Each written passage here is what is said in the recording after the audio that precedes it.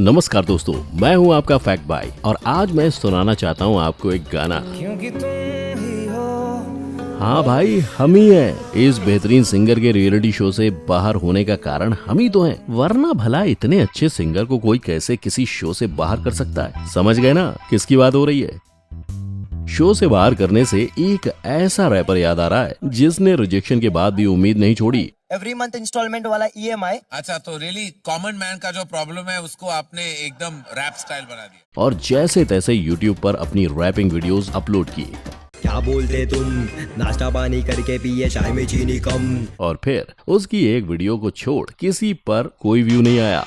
लेकिन सक्सेस में इस सिंगर को कोई मात नहीं दे सकता। जिसने जिस शो से बाहर होने का रास्ता देखा था, आज उसी शो को बैठकर जज कर रही हैं। भाई पैसा हो तो क्या कुछ नहीं हो सकता। आपका अंदाजा एकदम सही है। आज हमारे वीडियो में सिंगर्स की ही बात करेंगे, बिकॉज आज के वीडियो का टाइटल है singers who got rejected in their auditions. Number 1, Emiway Bantai. मालूम है ना। नाम कमाने के लिए यूट्यूब पर मार्च 2014 में रिलीज किया अपना पहला रैप और बंटाई। और बंटाई, क्या बोलते तुम, नाश्ता पानी करके पिए चाय में चीनी कम। लेकिन इस वीडियो के बाद किसी भी वीडियो पर नहीं मिला था कोई भी व्यू। हालांकि इस रैपर ने यूट्यूब पर कोशिश करने से पहले दिया था शो इंडियाज गॉट टैलेंट में ऑडिशन, लेकिन वहां उन्हें फेस करना पड़ा रिजेक्शन। अब तो पहचान गए ना कि मैं किसकी बात कर रहा हूँ? एमिवे बंटाई, जिनका असली नाम है शाहरुख शेख। उन्होंने हॉलीवुड रैपर एमिनेम से इंस्पिरेशन लेते हुए अपना पहला रैप इंग्लिश लैंग्वेज में लिखा था, लेकिन पिता ने सलाह दी रैप्स को उस लैंग्वेज में लिखने की जो सभी लोग समझ सकें। पर 2014 में अपनी वीडियो यूट्यूब पर अपलोड करने के बाद एमिवे को फेम के लिए 3 साल तक इंतजार करना पड़ा था, और 3 साल बाद उन्हें जैसा फेम मिला उसकी उन्होंने कभी कल्पना भी नहीं की होगी। वेल, अब हुआ ये था कि एक इंटरव्यू में रैपर रफ्तार ने एमिवे के पैसे नहीं कमाने की बात बोली थी। अंडरग्राउंड एमिवे जो है वो अपनी तरफ से सब लगा हुआ है, कर रहा है, but he is not earning right now. जिसका जवाब देते हुए एमिवे ने अपने चैनल पर इस ट्रैक को रिलीज किया था। रफ्तार का इंटरव्यू देखा मैं, उसमें उसने बोला एमिवे कमाया क्या, मेरे वीडियो पे जो भी पैसा मैंने लगाया वो सारा पैसा बंटाए तूने लगाया क्या। इस डिस ट्रैक ने काफी कंट्रोवर्सी क्रिएट की, और इस कंट्रोवर्सी का फायदा एमिवे को कुछ ऐसे हुआ कि एक ही दिन में उनके YouTube चैनल पर रिकॉर्ड ब्रेकिंग 5 लाख से भी ज्यादा सब्सक्राइबर्स हो गए। कैन यू इमेजिन, एक रैप सॉन्ग और 5 लाख सब्सक्राइबर। और अब एमिवे इतने सक्सेसफुल हो गए कि बॉलीवुड मूवी गली बॉय में भी उनका रैप सॉन्ग तो आपने सुना ही होगा। मैं बोलता सड़क, ये बोलता स्ट्रीट, हिंदुस्तानी हम, हिंदुस्तानी बोली सीख। इसके साथ ही रेडियो सिटी फ्रीडम से एमिवे को बेस्ट हिप हॉप आर्टिस्ट का टाइटल लगातार 3 सालों तक मिला है।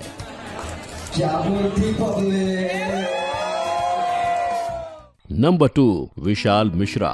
मैं बारिश की बोली समझता नहीं था, हवाओं से मैं यूं उलझता नहीं था।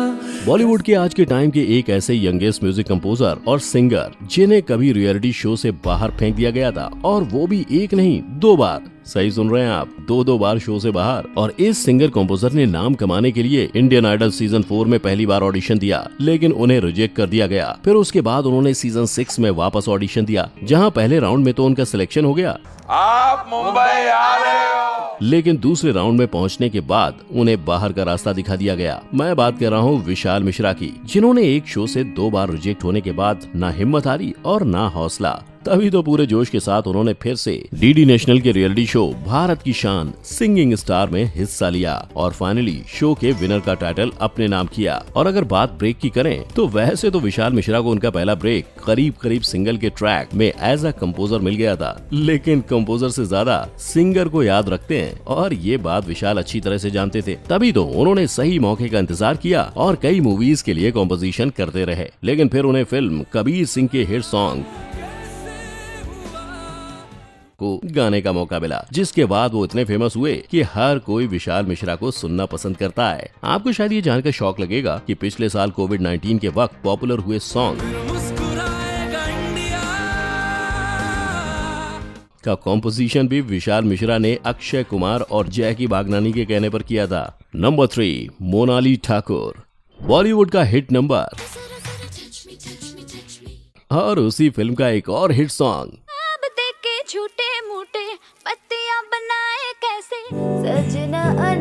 हम सभी की जुबान पर आज तक है। लेकिन क्या आप जानते हैं कि इस गाने के सिंगर के साथ भी कुछ ऐसा हुआ था जैसा हमने कई सिंगर के साथ होते सुना है। इंडियन आइडल के सीजन 2 के टॉप 10 में आने के बाद भी मोनाली ठाकुर को ऑडियंस ने कम वोट्स देकर शो से बाहर का रास्ता दिखा दिया। लेकिन इतने बड़े शो से एलिमिनेट होने के बाद भी अपनी सिंगिंग के दम पर मोनाली ने नेशनल अवार्ड अपने नाम किया और उन्हें ये अवार्ड मिला था उनके अब तक के सबसे बेस्ट सॉन्ग मोह मोह के धागे के लिए। मोह मोह के धागे तेरी उंगलियों से जाऊं। वैसे देखा जाए तो मोनाली का बॉलीवुड डेब्यू जाने मन में ही हो गया था, लेकिन उनको असली पहचान दिलवाई म्यूजिक डायरेक्टर प्रीतम चक्रवर्ती ने। प्रीतम ने मोनाली को फिल्म रेस में 2 गाने गाने का मौका दिया और वो दोनों ही गाने चार्ट बस्टर्स बन गए। आज मोनाली बॉलीवुड और बांग्ला फिल्म इंडस्ट्री में एक जाना माना चेहरा बन गई हैं, जिनके गानों को सभी लोग पसंद करते हैं। वैसे आप जानते हैं मोनाली सिंगर होने के साथ साथ एक ट्रेंड डांसर और एक्ट्रेस भी है। फिर आपके नसीब में ये बात हो न हो, शायद फिर इस जन्म में मुलाकात हो न हो। Number 4, Neha Kakkar. Reality show Indian Idol के सीजन 5 में अपने सपनों को पूरा करने के लिए पहले दिया ऑडिशन, फिर हुआ सिलेक्शन, लेकिन फिर कम वोट की वजह से शो को कहना पड़ा अलविदा। लेकिन फिर इसके बाद नेहा की किस्मत का ताला कुछ यूं खुला कि वो उसी शो में जज बनकर अब लोगों को करती हैं रिजेक्ट। घर की जरूरत को पूरा करने के लिए जगरातों में गाना गाने वाली नेहा कक्कड़ ने कम समय में 0 से 100 का सफर तय किया है और कुछ ऐसा किया है कि लोग अब इसकी मिसालें देते हैं। अपनी बहन सोनू कक्कड़ से म्यूजिक में ट्रेनिंग लेते हुए नेहा ने कई सारे गानों में अपने वोकल्स दिए थे। इसके बाद उन्होंने फिल्म मीराबाई नॉट आउट में बतौर कोरस सिंगर डेब्यू किया था। लेकिन इतनी मेहनत के बाद भी उन्हें अपनी पहचान नहीं मिल रही थी। पर फिर साल 2012 में आई फिल्म कॉकटेल, जिसके सबसे hit dance number second hand जवानी ने नेहा की किस्मत का दरवाजा खोला।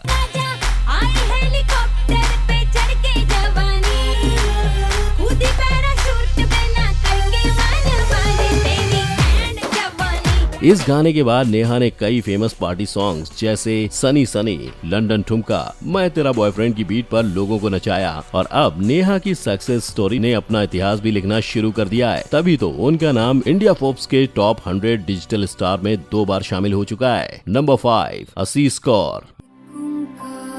ये गुरबानी हम सब ने कहीं ना कहीं इसी आवाज में सुनी है, लेकिन इस गुरबानी को जिसने गाया है उसके बारे में बहुत कम लोग जानते हैं। इतनी मीठी आवाज होने के बावजूद असीस कौर इंडियन आइडल के सीजन 6 में ऑडिशन राउंड से बाहर हो गई थी।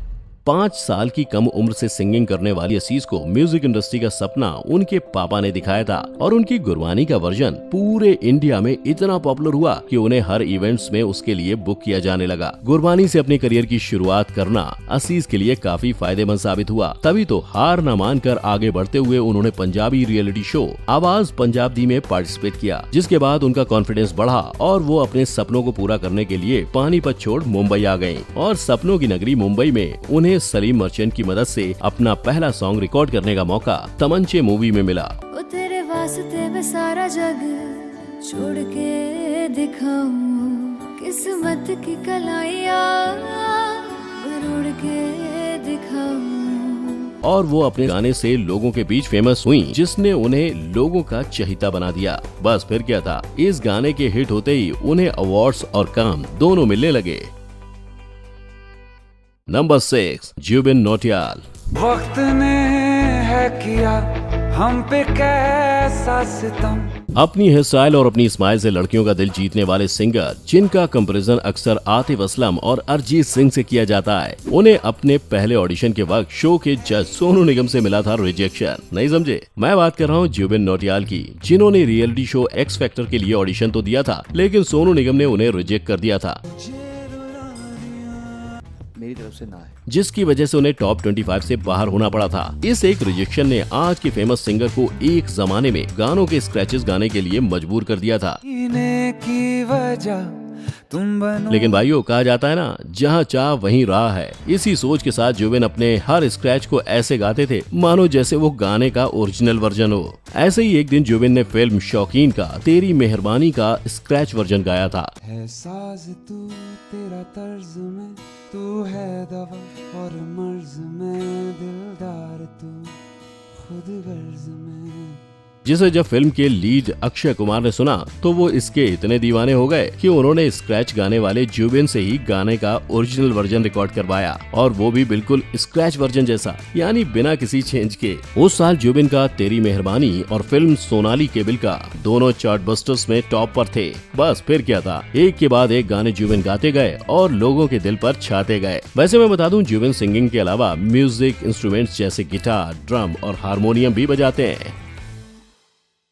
नंबर 7, अरिजीत सिंह। अब बात करते हैं एक ऐसे सिंगर की जिसे शायद ही कोई नहीं पसंद करता हो, लेकिन ठहरो, शायद वो हम ही तो हैं जो उसे एक जमाने में पसंद नहीं करते थे, तभी तो हमने उसे टॉप 5 में शामिल होने का मौका नहीं दिया। अब भी नहीं समझे किसकी बात हो रही है? अरे मैं बात कर रहा हूँ 2005 में सोनी टीवी पर आने वाले शो फेम गुरुकुल के कंटेस्टेंट अरिजीत सिंह की, जिसे कम वोट के चलते टॉप 5 से बाहर होना पड़ा था। हालांकि शो में अरिजीत की आवाज को शो के जज शंकर महादेवन और संजय लीला भंसाली दोनों को काफी अच्छी लगी थी, इसलिए दोनों ने एक एक करके उन्हें ब्रेक देने की कोशिश की। जहां अरिजीत को सबसे पहले ब्रेक शंकर महादेवन ने अपने एल्बम हाई स्कूल म्यूजिकल 2 के गाने आजा नचले में दिया, लेकिन शायद उनकी किस्मत का चमकने का समय अभी नहीं आया था, तभी तो ये एल्बम बुरी तरह पिट गया। जिसके बाद बारी आई संजय लीला भंसाली की, जिन्होंने रणबीर कपूर और सोनम कपूर की डेब्यू मूवी में अरिजीत की आवाज को पहचान देनी चाहिए, पर जब नसीब में हो कद्दू तो कैसे मिलेगा लड्डू, इसीलिए तो इतने बड़े फिल्म की स्क्रिप्ट में चेंज हो गया और इस गाने को ही फिल्म से निकाल दिया गया। ये बात और है कि अरिजीत ने हिम्मत हारना नहीं सीखा था, इसीलिए तो इतनी नाकामयाबी के बाद भी उन्होंने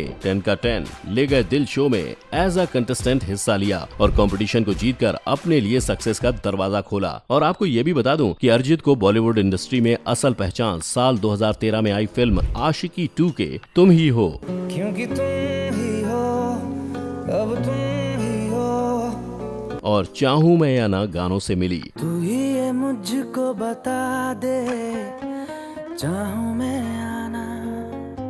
पर इस पहचान से पहले बार बार मिल रहे फेलियर के बाद अरिजीत आज इंडस्ट्री के हाईएस्ट पेड सिंगर्स में से एक है। कई अनगिनत अवार्ड्स के साथ वो अब इतने फेमस हो गए हैं कि 2020 में स्पॉटिफाई ने अरिजीत सिंह को मोस्ट स्ट्रीम्ड इंडियन आर्टिस्ट का टाइटल दिया था। इन सारे सिंगर्स की कहानी इनकी आवाज की तरह ही काफी मेमोरेबल है, काफी यादगार है, तभी तो ये आज लोगों के दिलों पर राज कर रहे हैं। पहले रिजेक्शन, फिर सिलेक्शन और अब ये सभी लोग अवार्ड विनिंग परफॉर्मेंस दे रहे हैं। अगर आपको भी अपने गानों से कानों में मिश्री घोल देने वाले इन सिंगर्स की कहानी इतनी ही इंटरेस्टिंग लगी तो हमारे चैनल को लाइक एंड शेयर करना मत भूलना, और इनमें से कौन सा सिंगर आपका फेवरेट है वो कमेंट करके जरूर बताना। और फाइनली हमारी वीडियो के कोई भी अपडेट मिस ना करने के लिए बेल आइकन को हिट कर देना। तो फिर मिलेंगे एक नई वीडियो के साथ। जय हिंद।